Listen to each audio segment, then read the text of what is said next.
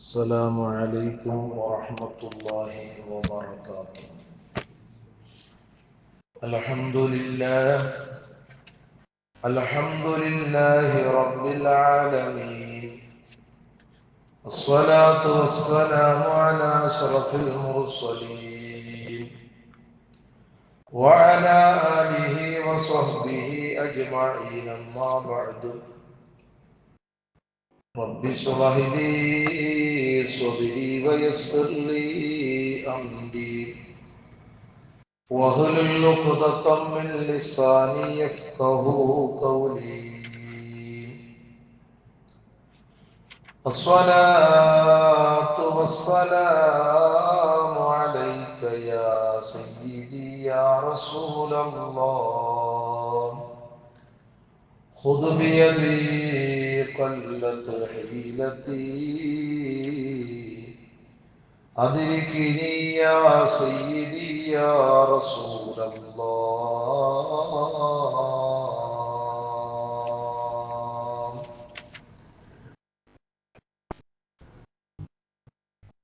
أنت الحسيني والحسني كنت معا أبا وأما شريفين قد اجتمعا، وكنت شمسا وبدرا نورا التمعا. أنت المنادى بحق محي الدين يا محي الدين يا محي الدين يا محي الدين يا عبد القادر الجيلاني.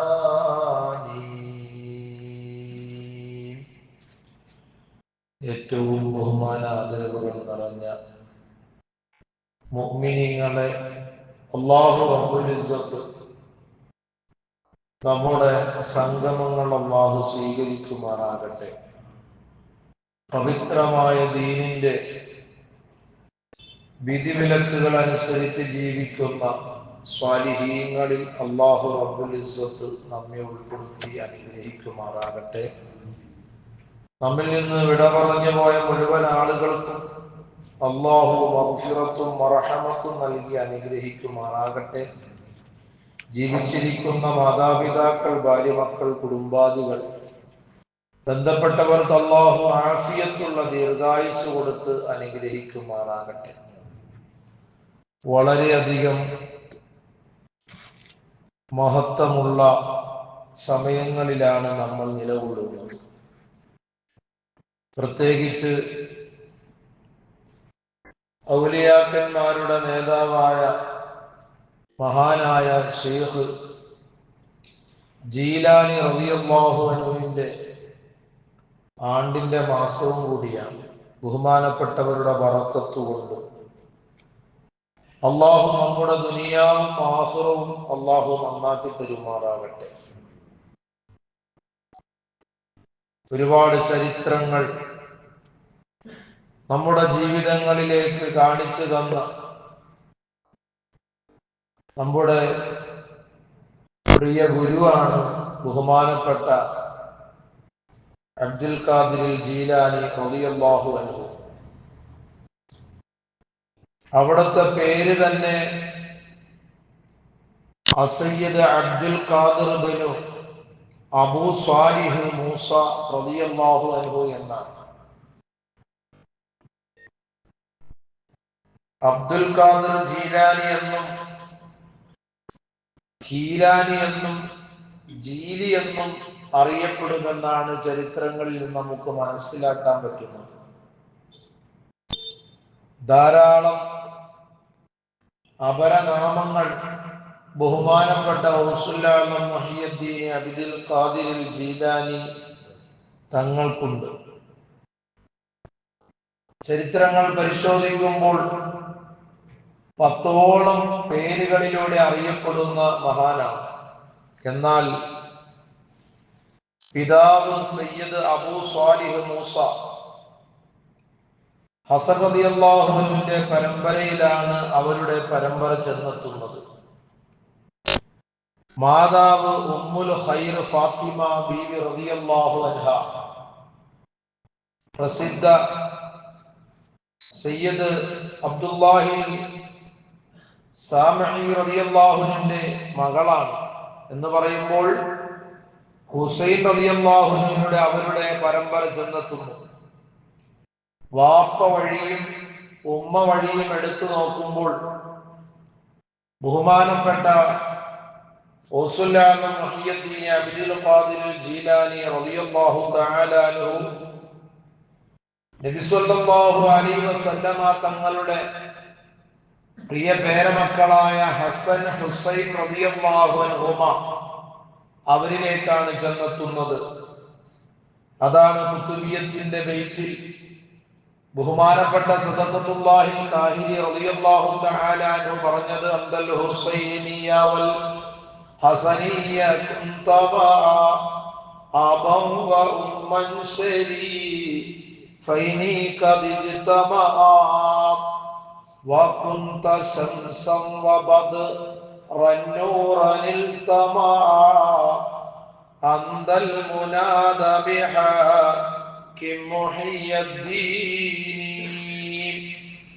വാപ്പ വഴിയും ഉമ്മ വഴിയും എടുത്തു നോക്കുമ്പോൾ നബി സല്ലല്ലാഹു അലൈഹി വസല്ലമ തങ്ങളിലേക്ക് വളരെ കണക്ഷനുള്ള ബന്ധമുള്ള വ്യക്തിത്വമാണ് ബഹുമാനപ്പെട്ട ഗൗസുൽ ആസം മുഹിയുദ്ദീൻ അബ്ദുൽ ഖാദിർ ജീലാനി തങ്ങള്. 35 വയസ്സിന് ശേഷമാണ് ബഹുമാനപ്പെട്ട ഗൗസുൽ ആസം തങ്ങൾ വിവാഹം ചെയ്തത്. അത് ഒരു വിവാഹമല്ല, 4 വിവാഹം ചെയ്തിട്ടുണ്ട്. ആ 4 വിവാഹവുമായി എടുത്തു നോക്കുമ്പോൾ 48 മക്കൾ ബഹുമാനപ്പെട്ട ഗൗസുൽ ആസം മുഹിയുദ്ദീൻ അബ്ദുൽ ഖാദിർ തങ്ങൾക്കുണ്ട്.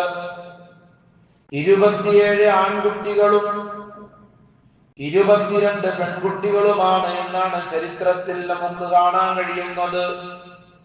അതിൽ 13 ആൺമക്കളും 1 പെൺകുട്ടിയും മാത്രമാണ് അവശേഷിച്ചത്. ബാക്കിയുള്ള മുഴുവൻ ആളുകളും വഫാത്തായി എന്നാണ് ചരിത്രത്തിൽ നിന്ന് നമുക്ക് മനസ്സിലാക്കി തരുന്നത്.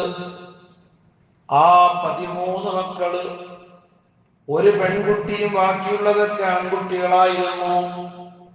ഇങ്ങനെ ലോകത്തിന് പല രീതിയിലും പരിശുദ്ധമായ ഇസ്ലാമിന്റെ പ്രചരണങ്ങൾ നടത്തിയ വലിയ മഹാനാണ് ബഹുമാനപ്പെട്ട ഗൗസുൽ ആസം മുഹിയുദ്ദീൻ അബ്ദുൽ ഖാദിർ ജീലാനി റളിയല്ലാഹു അൻഹു. ഹിജ്റ 470 റമളാനിൽ ഇറാനിലെ ജീലാനി എന്ന് പറയുന്ന സ്ഥലത്താണ് ബഹുമാനപ്പെട്ടവർ ജനിക്കുന്നത്. അധികം വൈകാതെ പിതാവ് വഫാത്തായി പോയി. പിന്നീട് പ്രിയപ്പെട്ട മാതാവിന്റെ തണലിലാണ് ബഹുമാനപ്പെട്ട ഗൗസുൽ ആസം വളർന്നത്. സയ്യിദ് കുടുംബമായിരുന്നതിനാൽ ആത്മീയ അന്തരീക്ഷത്തിൽ വളർന്നു. നബി സല്ലല്ലാഹു അലൈഹി വസല്ലമ തങ്ങളുടെ ആ കുടുംബത്തിൽ പെട്ടതിന്റെ കാരണത്താൽ ബഹുമാനപ്പെട്ടവർ ആത്മീയമായ അന്തരീക്ഷത്തിലാണ് വളർന്നത്. റമളാനിലാണ് ബഹുമാനപ്പെട്ടവരെ പ്രസവിക്കപ്പെട്ടത്. പകൽ സമയങ്ങളിൽ പ്രിയപ്പെട്ട മാതാവിൽ നിന്ന് മുല കുടിച്ചില്ല. ഒരുപാട് സാക്ഷികളുണ്ട് ആ വിഷയങ്ങളിൽ. ഒരിക്കൽ റമളാൻ മാസത്തെ കുറിച്ച് ബഹുമാനപ്പെട്ടവരോട് ഈ കാര്യങ്ങളങ്ങ് പറയുമ്പോൾ ജനങ്ങൾ ഇങ്ങനെ തടിച്ചുകൂടി നിൽക്കുമ്പോഴാണ് ഈ വിഷയങ്ങൾ നടക്കുന്നത്. ബഹുമാനപ്പെട്ടവര് ആ പ്രിയപ്പെട്ട ഉമ്മ ചെറിയ കുട്ടിയാണല്ലോ, ആ കുട്ടിക്ക് പാല് കൊടുക്കുമ്പോൾ ഗൗസുൽ ആസം കുടിക്കുന്നില്ല. മുഹിയുദ്ദീൻമാല പരിശോധിക്കുമ്പോൾ നമുക്ക് കാണാം, മുതലായി റമളാനിൽ 30 നാളിലും മുല കൊടുക്കും കാലം മുലനെ തൊടാത്തോവർ എന്ന് ബഹുമാനപ്പെട്ട ഗൗസുൽ ആസമിനെ കുറിച്ച് മഹാനായ ഖാദി മുഹമ്മദ് റളിയല്ലാഹു തആല അൻഹു രചിച്ച ഗ്രന്ഥത്തിൽ നമുക്ക് കാണാം. അവിടുന്ന് കൊടുത്തിട്ട് പോലും കുടിച്ചില്ല എന്നാണ് ചരിത്രം പഠിപ്പിക്കുന്നത്. ആ ഒരു ചെറു പ്രായത്തിൽ തന്നെ ബഹുമാനപ്പെട്ടവരുടെ പവർ നാം മനസ്സിലാക്കണം. എന്നാൽ ചെറിയ പ്രായത്തിൽ ബഹുമാനപ്പെട്ടവരെ കുറിച്ച് പറയുകയാണ്, നാട്ടിൽ ഇങ്ങനെ താമസിച്ചു കൊണ്ടിരിക്കുമ്പോൾ കുട്ടികളോടൊപ്പം കളിക്കാൻ കരുതുമ്പോഴെല്ലാം ഒരശരീരി വരുന്നതാണ്. നാം മനസ്സിലാക്കണം, കുട്ടികളുമായിട്ട് കളിക്കാൻ പോകുമ്പോൾ ഒരു അശരീരി വരികയാണ്. ഇലയ്യ അഖ്ബിലിയ മുബാറകൂ. എന്താണ് കേൾക്കുന്നത്? ഓ ബറക്കത്താക്കപ്പെട്ടവരെ, എന്നിലേക്ക് വരൂ. ഉടൻ ഞാൻ പേടിച്ച് അവിടെ നിന്ന് ഓടി ഉമ്മയുടെ മടിയിൽ അഭയം പ്രാപിക്കുമായിരുന്നു. ആര്? അവിടത്തെ ചെറുപ്രായത്തെ കുറിച്ചാണ് ഈ പറയുന്നത്. ഇങ്ങനെ നോക്കുമ്പോൾ ഒരുപാട് സംഭവങ്ങളാണ് ബഹുമാനപ്പെട്ടവരുടെ ജീവിതങ്ങളിൽ നിന്ന് നമുക്ക് കാണാൻ കഴിയുന്നത്. അതിൽ വലിയ ഒരു പോയിന്റാണ് അവിടത്തെ ജീവിതത്തിന്റെ അദബ് എന്നുള്ളത്. അദബ് എന്നുള്ളത് പ്രിയപ്പെട്ടവരെ, ആ കാലഘട്ടത്തിലെ ഇമാമുന ശാഫിഇയ്യ എന്ന് പേരിൽ അറിയപ്പെടുന്ന അബൂ സഈദ് അബ്ദുല്ലാഹ് ഇബ്നു അസ്റൂൻ എന്ന് റളിയല്ലാഹു അൻഹു പറയുകയാണ്, ഞാൻ ഇൽമു പഠിക്കാൻ വേണ്ടി ബഗ്ദാദിൽ ചെന്നു. മദ്രസത്തുൽ നിസാമിയയിൽ ഇബ്നു സത്തയോടൊപ്പം ഞങ്ങൾ പരസ്പരം കൂട്ടുകാരായി പഠിച്ചുകൊണ്ടിരിക്കുന്ന കാലം ഞങ്ങൾ സ്വാലിഹീങ്ങളെ സന്ദർശിക്കാറുണ്ടായിരുന്നു. ഇടയ്ക്കിടെ പ്രത്യക്ഷമാവുകയും അപ്രത്യക്ഷമാവുകയും ചെയ്യുന്ന ഗൗസ് എന്ന പേരിൽ അറിയപ്പെടുന്ന ഒരാൾ അന്ന് ബഗ്ദാദിലുണ്ടായിരുന്നു. ഞാനും ഇബ്നു സഖയും ഷെയ്ഖ് അബ്ദുൽ ഖാദിർ റളിയല്ലാഹു അൻഹു അദ്ദേഹത്തെ കാണാൻ ഉദ്ദേശിച്ച് ഷെയ്ഖ് ജീലാനി റളിയല്ലാഹു അൻഹു അന്ന് നല്ല യുവാവാണ്, ഇങ്ങനെ പോവുകയാണ്. യാത്രാ മധ്യേ ഇബ്നു സഖ പറയുകയാണ്, അദ്ദേഹത്തിന് അറിയാത്തൊരു മസ്അലയെ കുറിച്ച് ചോദിക്കാനാണ് ഞാൻ ഉദ്ദേശിക്കുന്നത്. അദ്ദേഹത്തിന് അറിയാത്തൊരു മസ്അലയെ കുറിച്ച് ചോദിക്കാനാണ് ഞാൻ ഉദ്ദേശിക്കുന്നത്. അബ്ദുല്ലാഹി റളിയല്ലാഹു അൻഹു പറയുന്നു, ഇത് കേട്ടപ്പോൾ ഞാൻ പറയുകയാണ്, ലാ അസ്അലന്നഹു മസ്അലതൻ വഅൻദുറു മാ യഖൂലു ഫീഹാ. ഞാൻ അദ്ദേഹത്തോടൊരു മസ്അല ചോദിക്കും, അതിന് അദ്ദേഹം നൽകുന്ന മറുപടി എന്താണെന്ന് ഞാൻ നോക്കും. ബഹുമാനപ്പെട്ടവർ വിശദീകരിക്കുകയാണ്. ഷെയ്ഖ് ജീലാനി റളിയല്ലാഹു അൻഹു പറയുന്നു, അദ്ദേഹത്തെ പരീക്ഷിക്കാൻ വേണ്ടി എന്തെങ്കിലും ചോദിക്കുന്നതിനെ തൊട്ട് ഞാൻ അല്ലാഹുവിനോട് അഭയം തേടുകയാണ്. കൂടാളുകൾ ഉണ്ടായിരുന്നല്ലോ. എന്നാൽ ബഹുമാനപ്പെട്ട കൂടെയുള്ള കൂട്ടുകാരോട് പറയുകയാണ്, അൻ അസ്അലഹു ശൈഅൻ അന ബൈന യദൈഹി അൻദദിറു ബറകത റുയതിഹി. കൂട്ടുകാരെ, പരീക്ഷിക്കാൻ വേണ്ടി എന്തെങ്കിലും ചോദിക്കുന്നതിനെ തൊട്ട് ഞാൻ അല്ലാഹുവിനോട് അഭയം തേടുകയാണ്. അദ്ദേഹത്തെ മുമ്പിൽ ചെന്ന് കണ്ട് ബറക്കത്തെടുക്കാനാണ് ഞാൻ പോകുന്നത്, അല്ലാതെ മറ്റുള്ള ചോദ്യങ്ങൾ ചോദിക്കാനല്ല. ഈ കാലഘട്ടത്തിലുള്ള എന്റെയും നിങ്ങളുടെ സ്വഭാവമാണല്ലോ, എന്തെങ്കിലും കുറച്ച് കാര്യങ്ങളെ കുറിച്ച് നമുക്ക് അറിയാമെങ്കിൽ ഞാനാണ് വലിയ പണ്ഡിതൻ, അല്ലെങ്കിൽ ഞാനാണ് എല്ലാം അറിയുന്നവൻ എന്നുള്ള ധാരണയല്ലേ നമ്മുടെ മനസ്സിൽ. ഏതെങ്കിലും ഒരു ബാലപാഠത്തിലേക്ക് കടന്നു കഴിഞ്ഞാൽ പിന്നെ എല്ലാം പഠിച്ചു തികഞ്ഞു എന്നുള്ള രീതിയിലാണ് നമ്മുടെയൊക്കെ പെരുമാറ്റ രീതികൾ. ഞാൻ എന്തിനാണ് റസൂലുള്ളാഹിനെ കുറിച്ച് ഇങ്ങനെ വിശദീകരിച്ച അവിടുത്തെ ചരിത്രം പറഞ്ഞു തരുന്നത്? പ്രിയപ്പെട്ടവരെ, നമ്മുടെ മുൻഗാമികൾ കാണിച്ചു തന്ന വഴിയിലൂടെ നാം ഫോളോ ചെയ്യുമ്പോൾ, പിന്തുടരുമ്പോഴാണ് നമുക്ക് വിജയം കിട്ടുകയുള്ളൂ. ആരാണ് ഷെയ്ഖ് ജീലാനി എന്ന് കേരളക്കരയിലുള്ള എത്ര പേർക്കറിയാം എന്റെ പ്രിയപ്പെട്ടവര്, ഒരു കുത്തുബിയത്ത് വരുമ്പോൾ, അല്ലെങ്കിൽ മുഹിയദ്ദീൻ റാത്തീബ് കഴിക്കുമ്പോൾ, അല്ലെങ്കിൽ ഔസുല്ലാമിന്റെ ജീലാനിയുമായി ബന്ധപ്പെട്ട് ഒന്ന് ഭക്ഷണം കൊടുക്കുമ്പോൾ ആളുകൾ ഒരുമിച്ച് കൂട്ടുമ്പോൾ ഇത് എന്തിനു വേണ്ടിയാണ്, എന്താ ആവശ്യമുണ്ട് എന്നൊക്കെ ചോദിക്കുമ്പോൾ അത് ഔസുല്ലാമിനെ കുറിച്ച് മനസ്സിലാക്കാത്തത് കൊണ്ടാണ് അങ്ങനെയുള്ള ചോദ്യങ്ങളൊക്കെ നമ്മുടെ മനസ്സിൽ വരുന്നത്. നമുക്ക് അല്ലാഹു റബ്ബുൽ ഇസ്സത്ത് ഇത്രയും വർഷം ജീവിക്കാൻ അല്ലാഹു സൗകര്യം നൽകിയില്ലേ? എന്റെ ശബ്ദം കേൾക്കുന്നവരിൽ 90 75 65 ഞാൻ ചോദിക്കട്ടെ, ഈ പ്രായത്തിൽ അല്ലാഹുവിന്റെ പരിശുദ്ധമായ ദീനുമായി ബന്ധപ്പെട്ട് ആ ദീനിന്റെ വിധിവിലക്കുകൾ മറ്റുള്ളവരിലേക്ക് പറഞ്ഞു കൊടുത്തുകൊണ്ട് ഒരു മനുഷ്യനെ നന്മയിലേക്ക് കൊണ്ടുവന്നവർ നമ്മളിൽ എത്ര ആളുകളുണ്ട്? നാം ഈ കാലം വരെ ദുനിയാവിൽ ജീവിച്ചവരാണല്ലോ. എന്നിട്ട് നമുക്ക് ഒരു മനുഷ്യനെ തെറ്റിൽ നിന്ന് നന്മയിലേക്ക് കൊണ്ടുവരാൻ പറ്റിയിട്ടുണ്ടോ? നാം നമ്മുടെ മനസ്സാക്ഷിയോട് ചോദിച്ചു നോക്കൂ. എന്നാൽ നമുക്ക് മറുപടി കിട്ടുകയില്ല. എന്നാൽ ബഹുമാനപ്പെട്ട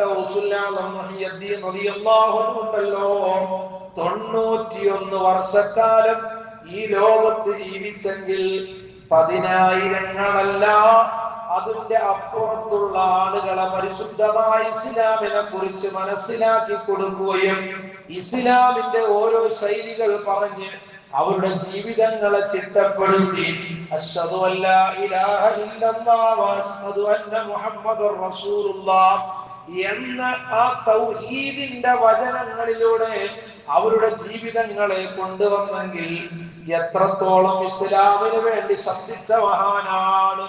പരിശുദ്ധമായ ഇസ്ലാം പടുത്തുയർത്താൻ വേണ്ടി അല്ലാഹുവിന്റെ ഹബീബ് കഴിഞ്ഞാൽ ഏറ്റവും അധികം അതിനു വേണ്ടി പരിശ്രമിച്ച മഹാനാണ് മഹാനായ മുഹിയുദ്ദീൻ അബ്ദുൽ ഖാദിർ ജീലാനി ഖദ്ദസല്ലാഹു സിർറഹുൽ അസീസ്. അതുകൊണ്ട് തന്നെയാണ് അവിടത്തോടുള്ള ആ ഓർമ്മയും അനുസ്മരണങ്ങളൊക്കെ ഞാനും നിങ്ങളും നടത്തുന്നത്.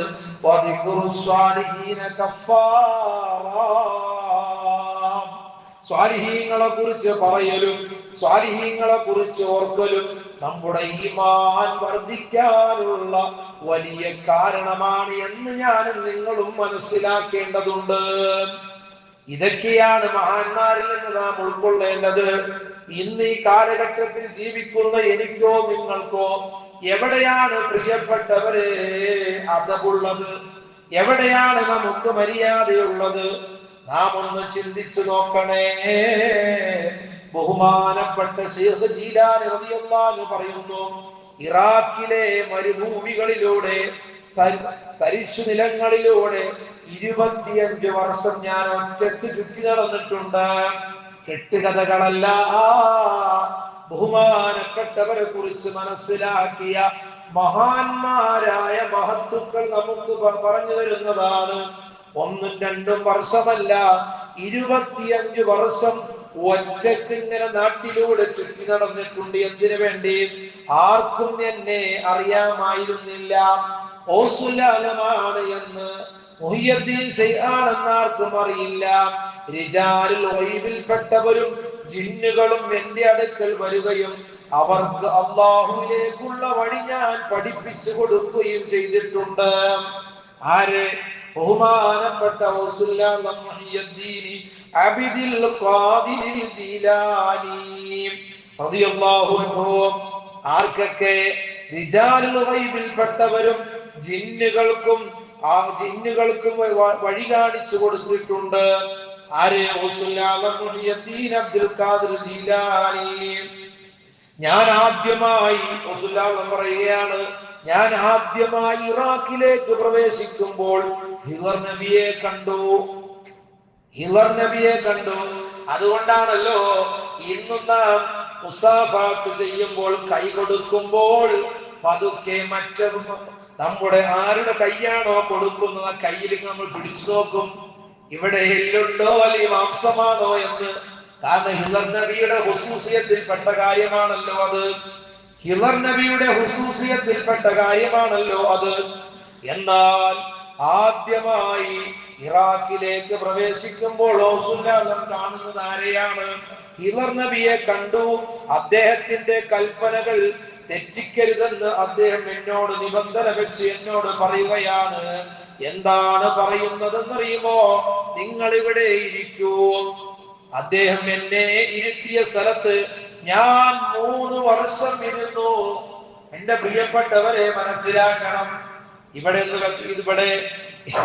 നമ്മുടെ പ്രിയപ്പെട്ട മക്കളോട് പറയാണ്, ഞാൻ കടയിൽ പോയിട്ട് വരട്ടെ, നീ ഇവിടെ നിന്ന് അനങ്ങരുത്, ഇവിടെ ഇരുന്ന് പഠിക്കണമെന്ന് നമ്മുടെ മക്കളോട് ഞാനും നിങ്ങളും പറയുമ്പോൾ നമ്മുടെ മക്കൾ എത്രത്തോളം ഇരിക്കാറുണ്ട്? നമ്മുടെ മക്കൾ അത് ഉൾക്കൊള്ളാറുണ്ട്? വേണ്ട. നമ്മുടെ ഭാര്യയോട് നാം ഒരു കാര്യം പറയുകയാണ്, ഇന്ന കാര്യം ചെയ്യണം, നമ്മുടെ ഭാര്യമാർ അത് കൃത്യമായി ചെയ്യുന്നുണ്ടോ? എന്നാൽ വർഷങ്ങൾക്ക് അപ്പുറം ബഹുമാനപ്പെട്ട അബ്ദുൽ ഖാദിർ ജീലാനി റളിയല്ലാഹു അൻഹു ഇറാഖിലേക്ക് പ്രവേശിച്ചപ്പോൾ ബഹുമാനപ്പെട്ട ഹിളർ നബി അലൈഹിസ്സലാത്തു വസ്സലാമിനെ കാണുകയാണ്. ഹിളർ നബി ബഹുമാനപ്പെട്ടവരോട് പറയുകയാണ്,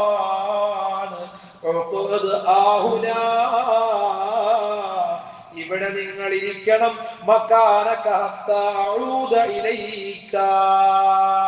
ഞാൻ മടങ്ങി വരുന്നത് വരെ അവിടെ തന്നെ ഇരിക്കണം. ആരാണ് പറഞ്ഞത്? ഹിളർ നബിയാണ് പറയുന്നത്. ബഹുമാനപ്പെട്ട ഉണ്ടല്ലോ, അവിടെ നിന്ന് മാറിയില്ല. 3 വർഷം ഇരുന്നു. ഓരോ വർഷവും അദ്ദേഹം വന്നു ഇങ്ങനെ പറയും, ഞാൻ മടങ്ങി വരുന്നത് വരെ അവിടെ തന്നെ ഇരിക്കണമെന്ന് റസൂലുള്ളാഹിയോട് ബഹുമാനപ്പെട്ട ഹിളർ നബി അലൈഹിസ്സലാത്തു വസ്സലാം പറയുകയാണ്. ഇതാണ് മുഅ്മിനീങ്ങളെ അദബ് എന്ന് പറയുന്നത്, ഇതാണ് മര്യാദ എന്ന് പറയുന്നത്. എന്നാൽ അല്ലാഹുവിന്റെ റസൂൽ നമ്മളോട് പറഞ്ഞില്ലേ, ഓ എന്റെ അടിമകളെ, എന്റെ വിശ്വാസികളെ, നിങ്ങൾ കൃത്യമായി 5 നേരം നിസ്കരിക്കണേ എന്ന് പറഞ്ഞിട്ട് നമ്മളിൽ എത്ര ആളുകളാണ് 5 നേരം കൃത്യമായി നിസ്കരിക്കുന്നത്? നമ്മളിൽ എത്ര ആളുകളാണ് കൃത്യമായി നോമ്പ് നോക്കുന്നത്? എന്നാൽ ഒരു പ്രവാചകൻ നബി അലൈഹിസ്സലാത്തു വസ്സലാം അതാ ജീവിതത്തിൽ ഒരു കളവ് പോലും വന്നു ചേരാത്ത റളിയല്ലാഹുവിനോട് പറയുകയാണ്, ഓ സുല്ലാഹം തങ്ങളെ,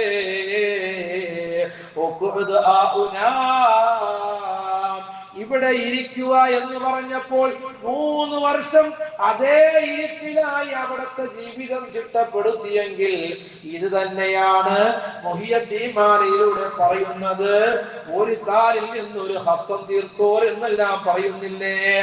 ഇതൊക്കെയാണ് ചരിത്ര സംഘം, കെട്ടുകഥകളല്ല. ഇതൊക്കെ വളരെ അടിസ്ഥാനപരമായി നമ്മുടെ മുൻഗാമികൾ നമുക്ക് പറഞ്ഞു തന്നിട്ടുള്ള കാര്യങ്ങളാണ്. അതുകൊണ്ട് തന്നെ അവരെ ഓർക്കലും അവരെ പറയലും അവർക്ക് വേണ്ടി ഒരുമിച്ച് കൂടലും അത് സ്വാലിഹീങ്ങളെ സ്മരിക്കലും അത് നമ്മുടെ പാപങ്ങൾ പൊറുക്കാനുള്ള വലിയ വഴിയാണ്, നമുക്ക് രക്ഷപ്പെടാനുള്ള വഴിയാണ്. അതുകൊണ്ട് തന്നെ അത്തരം മഹത്തുക്കളെ ഓർക്കലും ആ ബറക്കത്തെടുക്കലും നമ്മുടെ അനിവാര്യമാണ്, നമ്മുടെ വിശ്വാസത്തിന്റെ ഭാഗമാണ് മുഅ്മിനീങ്ങളെ. അല്ലാഹു റബ്ബുൽ ഇസ്സത്ത് നമുക്ക് നന്മയുടെ വഴികൾ മനസ്സിലാക്കാൻ അല്ലാഹു തൗഫീഖ് നൽകുമാറാകട്ടെ, അല്ലാഹു തൗഫീഖ് നൽകുമാറാകട്ടെ. അവിടത്തെ ചരിത്രങ്ങൾ ഇങ്ങനെ പറയുകയാണെങ്കിൽ അവിടുത്തെ ആയുസ്സിന്റെ വില തന്നെ എടുത്തു നോക്കുമ്പോൾ അത്ഭുതമാണ്. അബുൽ ബറകാത്ത് സുഹ്റവർദി റളിയല്ലാഹു തആല എന്ന് പറയുന്നത് കേൾക്കാം. ഒരിക്കൽ ബാബുൽ അസ്ജിൽ വെച്ച് ശൈഖ് ജീലാനി ഇങ്ങനെ പ്രസംഗിക്കുന്നത് കേട്ടു. എങ്ങനെ? അലൈസ മിനൽ ഹുസ്റാനി അന്ന ലയാലിയാ തമുറു ബിലാ നഫ്ഇ വതുസബു ഫീ ഉംദി. ആരാ പ്രസംഗിച്ചത്? ബഹുമാനപ്പെട്ട റസൂലുള്ളാഹി തങ്ങള് പ്രസംഗിക്കുന്നത് ബഹുമാനപ്പെട്ട സുഹറവർ റളിയല്ലാഹു തആല കേൾക്കുകയാണ്. എന്നാ പറഞ്ഞതിന്റെ അർത്ഥം?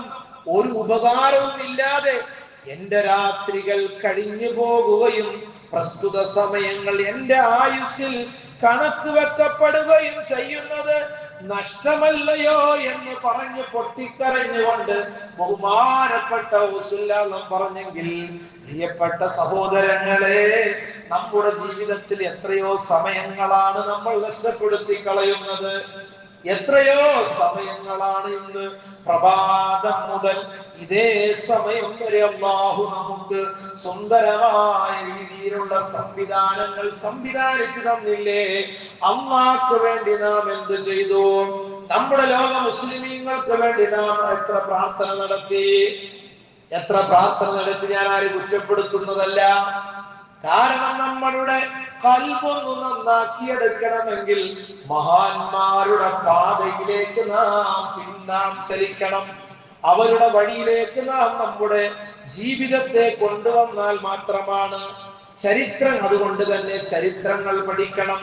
ചരിത്രത്തിന്റെ ആ വലിയ കുറവുകൾ നമ്മുടെ ജീവിതങ്ങളിലുണ്ട്.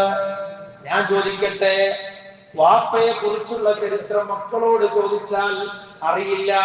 കഴിഞ്ഞ ദിവസം മദ്രസയിലെ മക്കളോട് ഞാൻ വാപ്പയുടെ പേരെന്താ, വാപ്പാടെ പേരെന്താ, അത് പറഞ്ഞതിന്റെ അപ്പുറത്തേക്കുള്ള പേര് ചോദിച്ചപ്പോൾ അറിയില്ല. ചോദിച്ചിട്ട് വരാൻ ഉസ്താദേ. കാരണം വാപ്പാക്ക് അറിഞ്ഞിട്ട് വേണ്ടേ മക്കൾക്ക് പറഞ്ഞു കൊടുക്കാൻ. ഇനി വാപ്പാക്ക് അറിഞ്ഞാൽ കാര്യമുണ്ടോ, സമയമുണ്ടോ മക്കൾക്ക് പറഞ്ഞു കൊടുക്കാൻ? ഇല്ല. ചരിത്രങ്ങൾ മനസ്സിലാക്കാതെ നമ്മുടെ മക്കൾ ഇങ്ങനെ പോകുമ്പോൾ ആരാണ് വാപ്പയുടെ വാപ്പയാരാണ്? കഴിഞ്ഞ ദിവസം ഒരു പ്രിയപ്പെട്ട ചെറുപ്പക്കാരനായിട്ട് സംസാരിച്ചപ്പോൾ ആ പ്രിയപ്പെട്ടവർ പറയുകയാണ്, ഞങ്ങളുടെ ഉപ്പാപ്പ വഴി എടുത്തു നോക്കുകയാണെങ്കിൽ അന്ന് തേങ്ങാപട്ടണത്ത് അന്ത്യവിശ്രമം കൊള്ളുന്ന ബഹുമാനപ്പെട്ട സദഖത്തുല്ലാഹി കാഹിരി റളിയല്ലാഹു അൻഹുമായിട്ട് ഞങ്ങളുടെ കുടുംബത്തിന്റെ കണക്ഷൻ പോകുന്നുണ്ട്. ഇങ്ങനെ എടുത്തു നോക്കുമ്പോൾ നമ്മുടെ ഓരോ തലമുറകളെ നാം പരിശോധിക്കുമ്പോൾ ഒരുപാട് നന്മയുടെ നിറകുടങ്ങളായ ഒരുപാട് ആളുകളെ കുറിച്ച് നമുക്ക് മനസ്സിലാക്കാൻ പറ്റും. പക്ഷേ ചരിത്രങ്ങൾ നമുക്കറിയില്ല. വാപ്പ വന്ന വഴി ഏത് വഴിയിലൂടെയാണ് വാപ്പ സഞ്ചരിച്ചത്? ഉമ്മ വന്ന വഴി ഏതാണ്? ഉമ്മയുടെ വാപ്പയാരാണ്? ഉമ്മയുടെ ഉമ്മയാരാണ്? ഇന്നതൊക്കെ മക്കൾക്ക് പറഞ്ഞു കൊടുക്കാൻ പിതാവിന് സമയമുണ്ടോ? മാതാവിന് സമയമുണ്ടോ? ഇല്ല. എന്നാൽ നമ്മുടെ മഹത്തുക്കളായ ഈ മാസത്തിന്റെ ഉടമയായ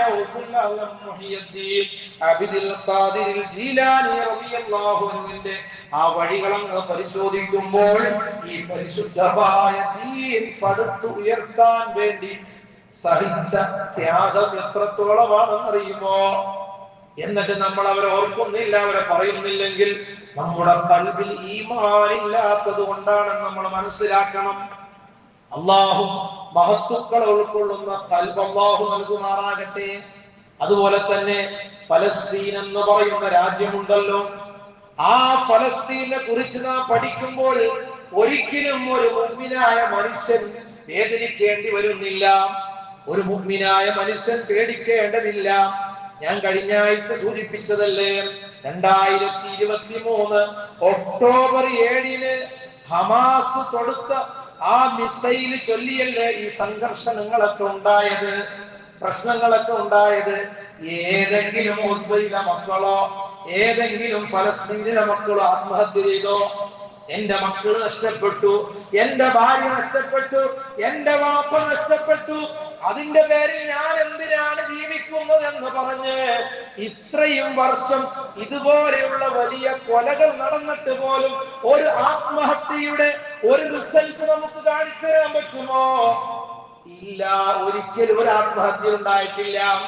കാരണം എന്താ? ഫലസ്തീൻ എന്ന് പറയുന്ന മണ്ണ് നിസാര മണ്ണല്ല. മക്കളെ മനസ്സിലാക്കണം, ഫലസ്തീനിന് ഒരുപാട് പ്രത്യേകതകളുണ്ട്, ഒരുപാട് ചരിത്രങ്ങൾ അന്തിയുറങ്ങുന്ന സ്ഥലമാണ് ഫലസ്തീൻ. ഏത് ജൂതായുസങ്ങൾ വന്നാലും ഫലസ്തീൻ മണ്ണിനെ ഇല്ലാതെയാക്കാൻ പറ്റുകയില്ല. അതുകൊണ്ടാണ് ചരിത്രങ്ങൾ പഠിക്കണം. നമ്മുടെ നേതൃത്വങ്ങൾ, ഭൂമിശാസ്ത്രപരമായ ഒരുപാട് പ്രത്യേകതകൾ ഫലസ്തീനുണ്ട്. ഫലസ്തീൻ സ്ഥിതി ചെയ്യുന്നത് 3 ഭൂഖണ്ഡങ്ങൾ സംഗമിക്കുന്ന പ്രദേശത്താണ്. 3 ഭൂഖണ്ഡങ്ങൾ സംഗമിക്കുന്ന പ്രദേശത്താണ് ഫലസ്തീൻ. ഏഷ്യയിലാണെങ്കിലും ആഫ്രിക്കൻ രാജ്യമായ ഈജിപ്തുമായി അതിർത്തി പങ്കിടുന്നുണ്ട്. ചരിത്രങ്ങൾ പഠിക്കണം നമ്മള്. ആ ഈജിപ്തിൽ ഒരുപാട് ചരിത്രങ്ങളുണ്ട്. ഏഷ്യാ ഭൂഖണ്ഡവുമായി നമ്മൾ ഹിസ്റ്ററികളിൽ പഠിക്കുന്നവരാണ്. എന്നാൽ ആ ഫലസ്തീനിന്റെ ആ വലിയ ആത്മീയതകൾ ഇന്നും അവിടെ നിലനിൽക്കുന്നുണ്ട്. അതിലൊന്നാമത്തതാണ് ബറക്കത്തുള്ള നാട് എന്ന് പരിശുദ്ധമായ ഖുർആൻ വിശേഷിപ്പിച്ചത് ഫലസ്തീനെയാണ്. നമ്മളൊക്കെ ഓതാറുണ്ട്, ഇസ്റാ മിഅ്റാജ് നടന്നത് എവിടെയാണ്? ഫലസ്തീനിലാണ്. സുബ്ഹാനല്ലദി അസ്റാ ബിഅബ്ദിഹി ലൈലൻ മിനൽ മസ്ജിദിൽ ഹറാം ഇലൽ മസ്ജിദിൽ അഖ്സാ അല്ലദി ബാറക്നാ ഹൗലഹു. നമ്മുടെ വിഷയത്തിന്റെ പോയിന്റ് എവിടെയാണ്? ബാറക്നാ ഹൗലഹു. ഖുർആനിനെ തള്ളാൻ ഏതെങ്കിലും ഇസ്രായേലിന് പറ്റുമോ? ഏതെങ്കിലും ജൂദായിസിന് പറ്റുമോ? ഇല്ല. ബാറക്നാ ഹൗലഹു. ഖുർആൻ സൂറത്തുൽ ഇസ്രാഇന്റെ തുടക്കത്തിൽ അല്ലാഹു റബ്ബുൽ ഇസ്സത്ത് പഠിപ്പിക്കുകയാണ്, ബാറക്നാ ഹൗലഹു ലിനുരിയഹു മിൻ ആയാതിനാ ഇന്നഹു വസ്സമീഉൽ ബസീർ. ഖുർആനിനെ തള്ളാനോ ഖുർആനിനെ ഇല്ലായ്മ ചെയ്യാനോ ഒരു ശക്തിക്കും കഴിയില്ല. അതുകൊണ്ട് ബറക്കത്തുള്ള നാട് എന്ന് വിശേഷിപ്പിച്ച ആ നാടാണ്, ഇടമാണ് ഫലസ്തീൻ എന്നുള്ളത്. പ്രവാചകന്മാരുടെ സാന്നിധ്യം കൊണ്ടും അതുപോലെ അത്തിയും ഒലിവും ഉൾപ്പെടെ മുന്തിയ വിഭവങ്ങളെ കൊണ്ടും സമ്പൽ സമൃദ്ധമായ നാടാണ് ഫലസ്തീൻ. വലിയ ചെറിയ ഇസ്ലാമിക രാജ്യമാണെങ്കിലും അവിടെ പരിശുദ്ധമായ ഒരുപാട് ചരിത്രങ്ങൾ അടങ്ങിയിട്ടുണ്ട്. അതുപോലെ ഒസ്സ പരിശോധിക്കണേ പ്രിയപ്പെട്ടവരെ. ഒസ്സ എന്നുള്ളത് അത് കടുത്ത അഹ്ലുസുന്നത്തി വൽ ജമാഅത്തിന്റെ നാടാണ്. അവിടെ ഒരു ബിദ്അത്തുകാരനില്ല, ഒരു പുത്തനാശയക്കാരൻ ഒസ്സയിലില്ല. ചരിത്രം പഠിക്കണം. അതുകൊണ്ട് ഒസ്സയെ പരാജയപ്പെടുത്താൻ പറ്റുകയില്ല. പിന്നെയോ പ്രവാചകന്മാരുടെ കേന്ദ്രമാണ് ഫലസ്തീൻ. പരിശുദ്ധമായ ഖുർആൻ പറഞ്ഞില്ലേ, വനജൈനാഉ വലൂതൻ ഇലൽ അർദില്ലതി ബാറക്നാ ഫീഹാ ലിൽ ആലമീൻ. ലോകർക്ക് വേണ്ടി നാം അനുഗ്രഹീതമായി വെച്ചിട്ടുള്ള ഒരു വലിയ രാജ്യമാണ് ഫലസ്തീൻ എന്നുള്ളത്. ലൂത്ത് നബി അലൈഹിസ്സലാത്തു വസ്സലാമിനെ രക്ഷപ്പെടുത്തിയ നാടാണ്. പ്രവാചകന്മാരുടെ ചരിത്രം എടുത്തു നോക്കിക്കോ. ഇതൊക്കെ പരിശുദ്ധമായ ഖുർആനാണല്ലോ. പിന്നെയോ ഇബ്രാഹിം നബി അലൈഹിസ്സലാത്തു വസ്സലാം, ഇസ്ഹാഖ് നബി അലൈഹിസ്സലാത്തു വസ്സലാം, യാഖൂബ് നബി അലൈഹിസ്സലാം, യൂസുഫ് നബി അലൈഹിസ്സലാം, ദാവൂദ് നബി അലൈഹിസ്സലാം, സുലൈമാൻ നബി അലൈഹിസ്സലാം എന്നിവരുടെ എല്ലാം പ്രബോധനത്തിന്റെ മേഖലയാണ് ഫലസ്തീൻ. പിന്നെ ഏതെങ്കിലും ജൂതന്മാർ വന്നുകൊണ്ട് ആ ഫലസ്തീനിനെ നശിപ്പിക്കാൻ നോക്കിയാൽ നടക്കുമോ പ്രിയപ്പെട്ടവരെ? ഈമാനുണ്ടെങ്കിൽ ഒന്നിനെയും തകർക്കാൻ പറ്റൂല, ഒരു ശക്തിക്കും തകർക്കാൻ പറ്റൂല. ഈസാ നബിയുടെ ജന്മസ്ഥലമാണ് ഏത്? ഫലസ്തീൻ. ആരുടെ? ഈസാ നബിയുടെ. അതുപോലെ ഇസ്റാ മിഅ്റാജ് കൊണ്ട് അനുഗ്രഹീതമായ നാട് കൂടിയാണ് ഫലസ്തീൻ. മുസ്ലിമീങ്ങളുടെ ആദ്യ ഖിബ്ലയും ഫലസ്തീനിലെ ബൈത്തുൽ മുഖദ്ദസ് ആയിരുന്നല്ലോ. ആ ബൈത്തുൽ മുഖദ്ദസ് ഇന്ന് സ്ഥിതി ചെയ്യുന്നത് എവിടെയാണ്? ഫലസ്തീനിലല്ലേ. പിന്നെ എങ്ങനെയാണ് ജൂതന്മാർക്ക് നശിപ്പിക്കാൻ പറ്റണേ? ഇസ്ലാമിന്റെ ചരിത്രങ്ങൾ നമ്മൾ മനസ്സിലാക്കണം, പഠിക്കണം. അത് അപ്പോഴാണ് നാം മുസ്ലിമീങ്ങളുടെ ക്വാളിഫിക്കേഷൻ എത്രത്തോളം ഉണ്ടെന്ന്. ഇതെന്താ, അതിനെ കുറിച്ചൊന്നും അറിയില്ല. എവിടെയെങ്കിലും പ്രസംഗം വെച്ചാലോ അല്ലെങ്കിൽ ഇങ്ങനെയുള്ള ചരിത്രവുമായി ബന്ധപ്പെട്ടൊരു കാര്യം വെച്ചാലോ സമയമില്ല. നമുക്ക് ഏതെങ്കിലും കടത്തിന്റെ മുന്നില് ഒരു അര ഗ്ലാസ് ചായയും കുടിച്ച് കയ്യിലുള്ള ഫോണും വെച്ചുകൊണ്ട് ഇങ്ങനെ കളിച്ചുകൊണ്ടിരിക്കാൻ മറ്റുള്ളവരുടെ ഇത്രയും ഫസാദുകൾ ഇങ്ങനെ വാട്സപ്പിൽ എഴുതി വിടാൻ നമ്മൾ വലിയ മിടുക്കന്മാരാണ്. പക്ഷേ ചരിത്രങ്ങൾ ചോദിച്ചാലോ ഒന്നും അറിയില്ല. ഇസ്ലാമിന്റെ ബാലമാണെന്ന് അതിനെന്താ ഞാൻ വലിയ വലിയ ശൈഖ്, ഞാൻ മുസ്ലിം, പക്ഷേ എന്താണ് ഇസ്ലാം? നോ. അല്ലേ? അങ്ങനത്തെ ഒരു അവസ്ഥയാണ് നമ്മുടെ. അങ്ങനെയാകാൻ പാടില്ല. അതുപോലെ തന്നെ ഈസാ നബി അലൈഹിസ്സലാത്തു വസ്സലാം ദജ്ജാലിനെ കൊല്ലുന്നത് ഫലസ്തീനിൽ വെച്ചാണ്. അതാണ് കഴിഞ്ഞ ആഴ്ച സൂചിപ്പിച്ചത്. ഏത് ശക്തി വന്നാലും ഫലസ്തീൻ മണ്ണിനെ ഇല്ലായ്മ ചെയ്യാൻ പറ്റും. കാരണം റസൂലുള്ളാഹി പറഞ്ഞു നടക്കണ്ടേ. ഇബ്നു മാജയുടെ 4077 ഹദീസ് പരിശോധിക്കുമ്പോൾ കാണാം ഈസാ നബി അലൈഹിസ്സലാത്തു വസ്സലാം ദജ്ജാലിനെ കൊല്ലുന്നത് ഫലസ്തീനിൽ വെച്ച് തന്നെയാണ്. അതുപോലെ യജൂജ് മഅജൂജ് നശിക്കുന്നത് എവിടെ വെച്ചാണ്? ഫലസ്തീനിൽ വെച്ചാണ്. പിന്നെ ഇസ്രായേൽ എന്ന് പറയുന്ന ആ ദുഷ്ടന്മാരുടെ ആ ക്രൂരത എത്രത്തോളം അഴിച്ചു വിട്ടാലും ഒരിക്കലും ആ ഫലസ്തീൻ മക്കളെ ഇല്ലായ്മ ചെയ്യാൻ പറ്റുകയില്ല എന്ന് മുസ്ലിം ലോകം മനസ്സിലാക്കിക്കൊണ്ട് മുഅ്മിനിന്റെ ആയുധമാണ് പ്രാർത്ഥനയെന്ന് അതും ഉൾക്കൊണ്ടുകൊണ്ട് അവന്റെ ഇരു കരങ്ങളും ഉയർത്തിക്കൊണ്ട് അല്ലാഹുവിനോട് ആത്മാർത്ഥമായി ദുആ ചെയ്യുമ്പോൾ അല്ലാഹുവിന്റെ സഹായം തീർച്ചയായി കിട്ടുന്നതാണ്. ഈ രണ്ടാഴ്ചയായിട്ട് ലോകത്ത് ഹറമിൽ വരെയും ലോകത്ത് ഏതെല്ലാം പള്ളിയുടെ മിമ്പറുകളുണ്ടോ മിമ്പറുകളിൽ നിന്നുകൊണ്ട് നമ്മുടെ സഹോദരങ്ങൾക്ക് വേണ്ടി ആത്മാർത്ഥമായി ദുആ ചെയ്തതുകൊണ്ട് ഈ രണ്ടാഴ്ചകളായിട്ട് നമുക്ക് കിട്ടുന്ന വാർത്ത എന്താണ്? വളരെ കുറവാണ്, വളരെ കുറവാണ്. കാരണം എന്താണ്? നമ്മളിൽ 40 ആളുകൾ ഒരുമിച്ച് കൂടി നടത്തുന്ന പ്രാർത്ഥനയിൽ ഒരു വലിയുണ്ടാകുമെന്ന് ആരാ പഠിപ്പിച്ചത്? മുഹമ്മദ് മുസ്തഫ തങ്ങൾ പഠിപ്പിച്ചല്ലേ. പിന്നെ നമ്മൾ എന്തിനാണ് മാറിയിരിക്കുന്നത്? ആത്മാർത്ഥമായിട്ട് നമ്മൾ പ്രവർത്തിക്കണം.